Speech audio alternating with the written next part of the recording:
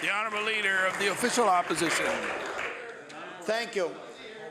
Mr. Speaker, last week a group of 40 organizations and businesses, including the Anglican Diocese of Nova Scotia and PEI, wrote the Premier urging the continuation of the fracking ban in Nova Scotia. The context for this is the deep uncertainty the government has created by its failure to proclaim the legislated fracking ban.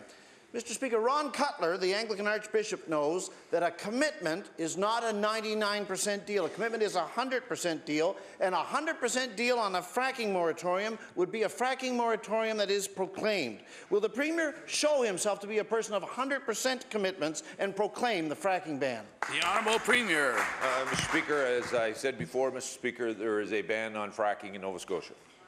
The Honourable Leader of the Official New Democratic Party.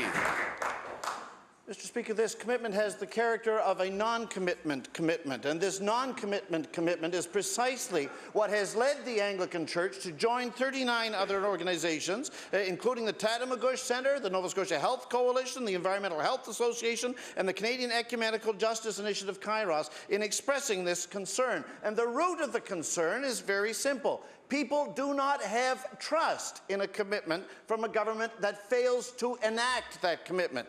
Mr. Speaker, if the government's word about the fracking ban is a word that people can trust, why doesn't the Premier demonstrate this by proclaiming the moratorium legislation?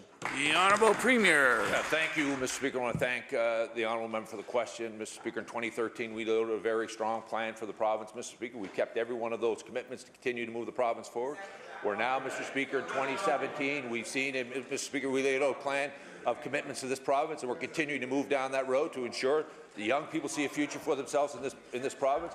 Pre-primary opportunities, regardless of the socioeconomic circumstance you're born into. Every 4-year-old is going to get a play-based, beginning in their play-based educational start in this province, Mr. Speaker.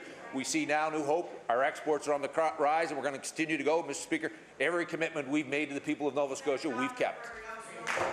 The Honourable Leader of the New Democratic Party. Thank you. Nothing in the Premier's response, Mr. Speaker, addresses the concern about the non-commitment commitment that has been put forward in this letter. It's totally reasonable that the Anglican Church and the other signatories, out of a deep worry about the dependability of the government's position, that they have joined together to call for an end to all further investigation of the potential development of shale gas and coal-bed methane in the province. I'll table their letter.